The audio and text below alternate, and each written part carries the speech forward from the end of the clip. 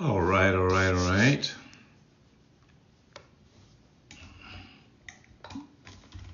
Just waiting a second for everyone to get on.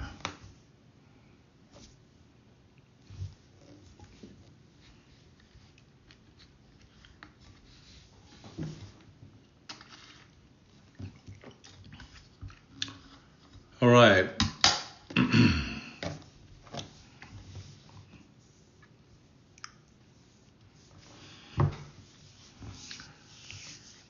Welcome to Monday night. I'm live with the MAFP family. Going to give you a minute. We'll begin at 7:01. So as you come on, let me know. Hey, what's up, Michael? Let me know who you are, where you're from. Great, great, great, great. Let's get this going. All right, it's 7:01. Let's get rocking and rolling. Hey, listen, I wanted to come on to share a couple things. First of all, again, welcome to the MAFP app. It's growing. It's getting better and better each time, each day, actually. It honestly is. And I'm so excited about it. I'm so excited that you guys have joined us. If you're on, and listen, let me just share this with you. As with any company, any application, etc., there's always some growing pains. So I'm just letting you know there are a few growing pains. So if you find that there's a glitch or something, just send us a note, and we'll be happy. In fact, we want you to send us a note. Send us your questions. Send us any of your concerns, whether you're having problems getting on or what have you, because it takes a while to work things out, because this is such a massive project, and this app is not like any others.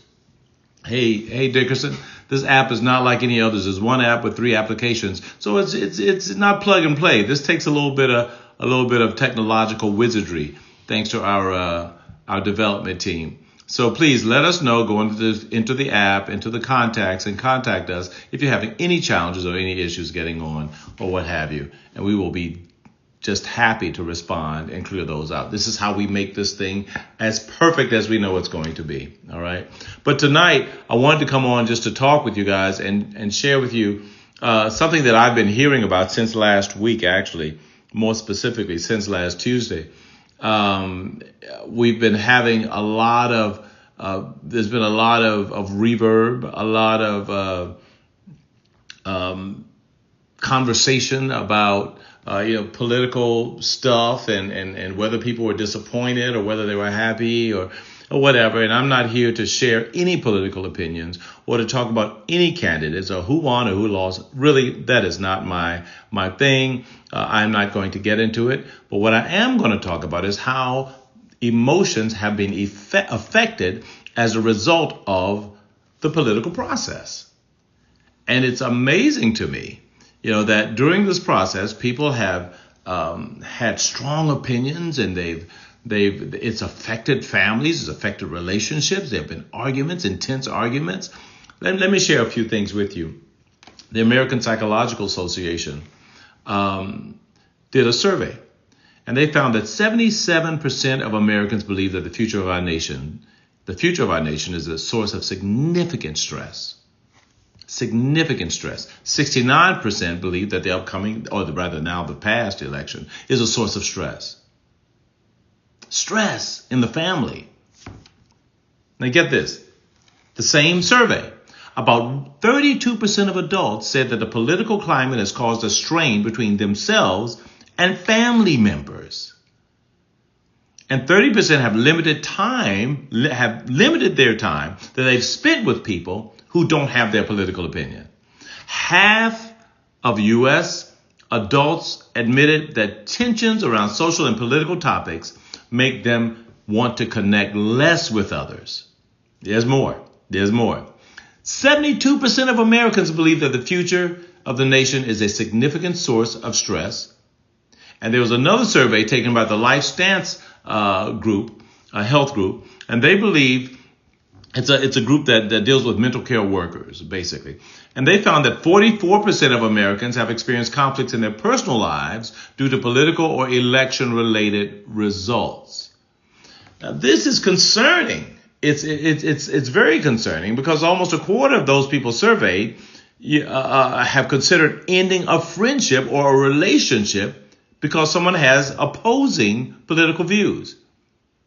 One thing that I've noticed when I'm matching people and putting people together on the show, one thing that I've noticed is pretty consistent that, especially of the last, 4 or 5, let's say 8 years, one thing that's very consistent is that they are looking for political compatibility in their relationships. Now, I want to talk about that because does that make sense? Political compatibility in choosing someone.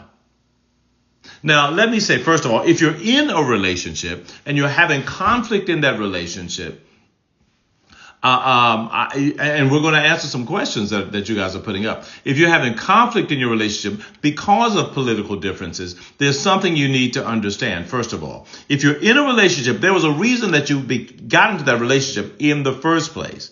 And it wasn't because of political compatibility.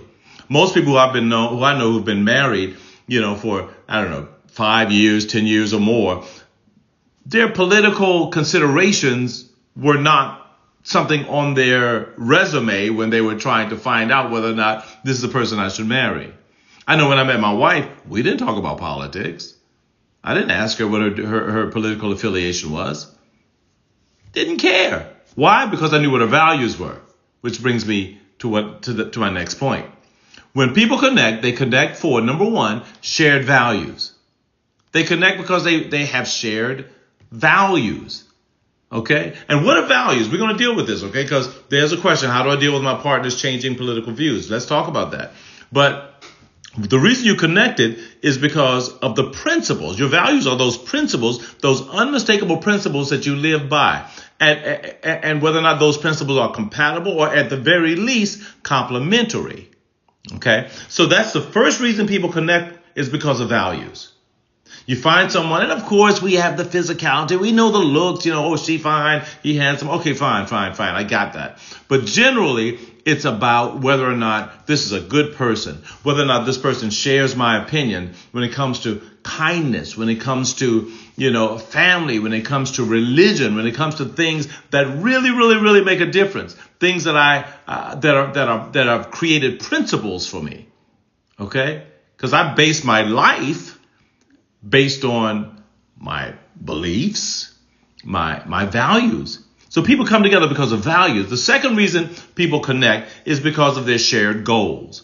You meet someone, you realize that you have the same values, but you might not have the same goals. You might be happy just being in a sedentary place where I'm headed for the stars, man. But once you find somebody who has your shared values, they're going in the same direction, then you say, okay, fine, wait a minute, we can get there. And thirdly, the third reason is when two people mutually agree to commit to each other. Because you might have same values, you might have the same goals, but somebody is not ready for commitment, right? So when you realize, okay, the values are in place, even our different values are compatible. She's an introvert, I'm an extrovert, but we help each other out that way,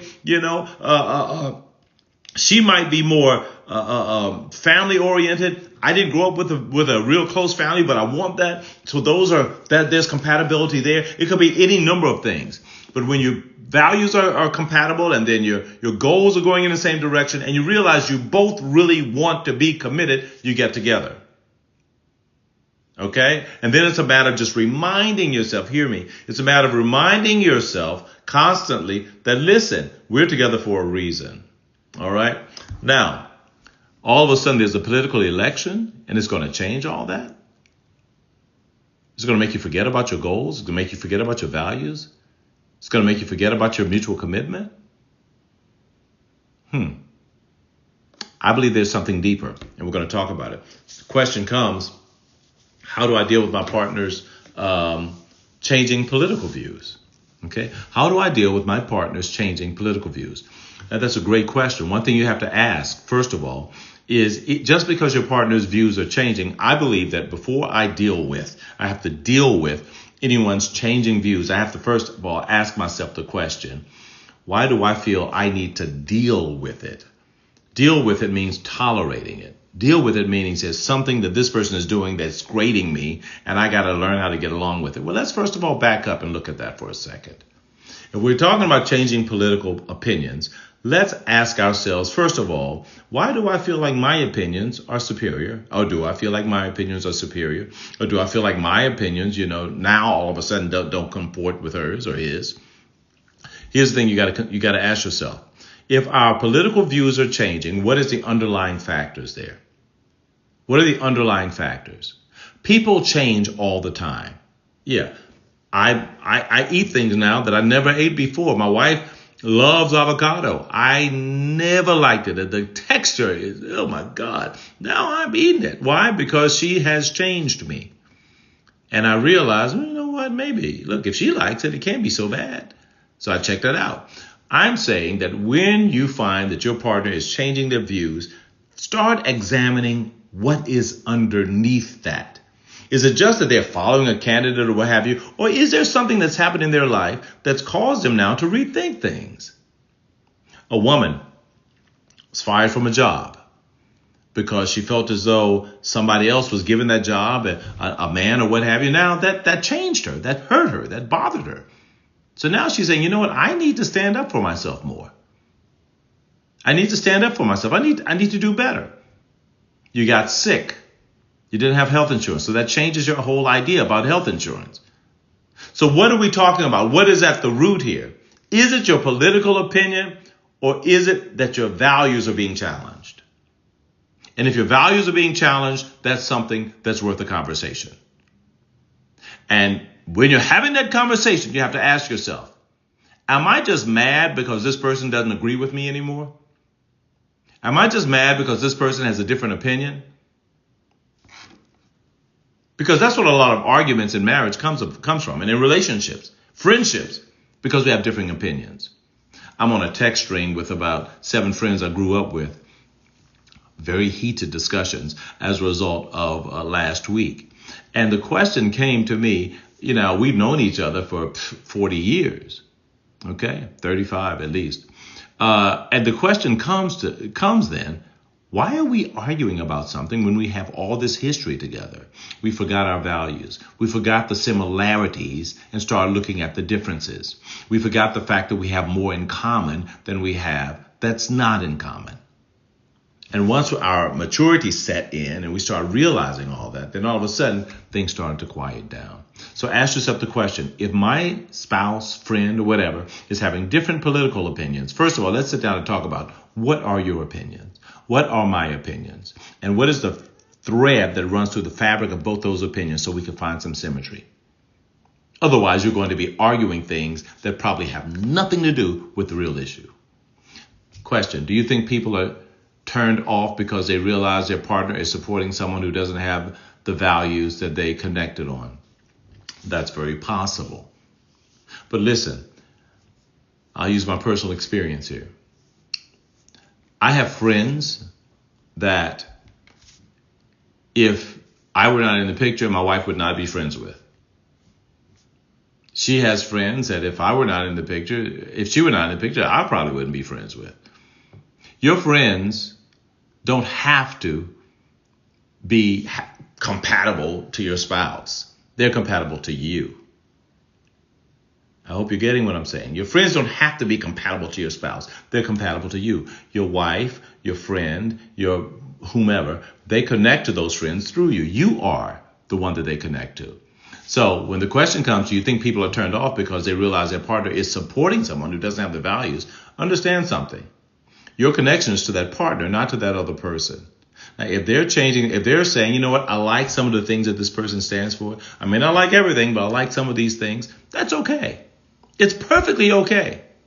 You cannot tell somebody who to like, who to support. That's not your job. Your job is to find out Well, why are you supporting this person? What is the deal? Okay, fine. Even if I disagree with it, okay, you have the right and the freedom to do that. I love you, and I know where we connect, and that is the important thing. It's okay if you have a friend or supporter or someone you're supporting who doesn't necessarily connect with the person that you would like them to, or is not compatible with the person that you would like them to support. That's perfectly okay. I know of a couple who's been married now for over 50 years. They have different religious views, completely different religious views. They even go to church on different days of the week. But they've been happily married for 50 years. Why? Because when they come home, they leave that outside the door. They both found the compatibility. They both believe in God. They both believe in raising their children in a spiritual home. And that's it. All the other fluff, all that other stuff, they leave alone. It changes your feelings about your partner, though. No, it does not. You change your feelings about your partner. It does not. You choose to change your feelings about your partner because you're not accepting the fact that they're different than you. No, nothing can change. You choose to change your feelings. You choose your feelings, not them. So it's almost akin to saying, you made me do this or you made me do that. Absolutely not. I can't make my wife happy. I cannot. She can't make me mad. She cannot. Now, I can create an environment that's uncomfortable for her, or she can create an environment that's comfortable for me. And in that environment, I can make the choice to be happy with it, or I can make the choice to be sad about it, or I can make the choice to be mad. But the only thing another person can do is create an environment where you have to make a choice. But you yourself cannot be made to do something by someone else. No one can make you. You made me do that. No. I didn't make you do it. I created an environment. Now, my responsibility is that if that thing offends you so much, I can be sure not to create that environment. But the onus of the act is on you. You must make the decision or choose not to make the decision. And when we learn this really important fact, I believe we then will start getting a hold on our own happiness. Because we are responsible for our own happiness. We're responsible for our own joy. And I think that that's why the dating field is so screwed up now. Because everyone is expecting someone else to make them happy. I have a son who's very frustrated with the dating pool. Because all these people say, you got to make me, you got to pay me, you got to do this, you got to do that. And he's like, no, it's a mess. Someone said it's a mess in those streets. It absolutely is a mess in those streets. That's why we're doing what we're doing now, because we want to show people that there is a better way. You have to be responsible for yourself. And if we can just pass that word along, that no one can make you do anything. No one can make you feel anything. You're in charge of that. And you got to take accountability for that. You have to, as my wife always says, you have to be introspective and look at yourself first. Look at yourself and find out, why am I feeling this way? Why am I feeling this way? Not why are you making me feel that way? Why am I feeling this way? Because no one is making me do it. And if you're single and you're in an environment or you're in a relationship or you're meeting people who you feel are making you feel some way, that environment that they're creating is uncomfortable for you. You must remove yourself from that environment. See, happiness is a result of the decisions we make to fulfill our own needs and to tend to our own emotions. That's what happiness is. Happiness is not just, something you make me do. No, happiness it's your responsibility. I hope you're getting this. Because I'm only going to be on for about 20 minutes. So we have another minute. Are there any more questions? I see you, Lynn Stewart, out there asking questions. I appreciate it. See you, Michael, you're asking questions. So we want to do this. Here's another question. What if you're already tied to the person in that environment? If you're tied to that, then look, I am a big, massive fan of counseling. Okay. And not necessarily couples counseling. Because, first of all, remember, we're talking about personal accountability. If you are feeling as though you're in a situation where you're angry all the time, and I'm tired of that person, but I'm angry, you're still in the mindset that this person is making me mad. You're still in the mindset that this person is making me this, okay? So if that is your case, and you're, as you said, tied to the person in that environment, okay, then counseling is necessary. If your partner refuses to go to counseling, you go alone, okay? You can only be responsible for you. Now, I believe, another personal example, I started exercising. I joined this very, very, very intensive exercise group. They call it a Fight Club. I don't know what I was thinking, but I did it. And I'm answering your question, Lynn. And I joined it, and oh my God, I committed myself. I made the commitment. I'm going to do this 3 times a week. It's very tough. I hurt when I'm done. I struggle. I hurt. Sometimes I feel like passing out, but I do it. Okay. And I get up every morning at 9 a.m. and I go. Well, here's one thing interesting that my lovely wife told me. She said, you know what? You're inspiring me because I see you're consistent and you're not giving up. And that's inspiring me. You know, and I've seen, she's always exercised more than me, but now she's out there more consistent than before. And my point is that if your partner refuses to do one thing, the only thing you can do is make sure that you do the absolute best for you. If he doesn't want to go to counseling or she doesn't want to go to counseling, you go yourself.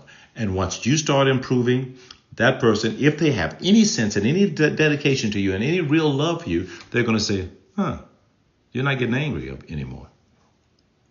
Okay. You're changing. What's going on? Well, I've been seeing a therapist. Really? Yes. And it's really working. I believe that we have the ability that if we're in a bad environment to create a new environment by our consistency, by our good decisions, by our positive words. I believe we can create a good environment out of a bad environment. This is a spiritual thing for me. I believe that light always dispels darkness. It does. It's just the way it is. Positivity will always dispel negativity. I believe it. It will. Okay. Our time is up. Thank you guys so much for joining. Thank you for tuning in for our live. We're going to be doing this consistently. Tell your friends to join in. Okay. This can only be seen inside the app, and it's a wonderful thing. We're going to be doing even more lives, and we're going to be going live, bringing in experts in different areas, even in the groups. Please go to the groups, go to the community and join a group. We're going to be going in live. Wendy and I, we're going to be visiting the groups and talking to you guys personally. We want to hear your communication. We're going to create a family in the MAFP community, and it's going to be so awesome. Okay. God bless you guys. So glad you're with us. Can't wait for the next time. Take care.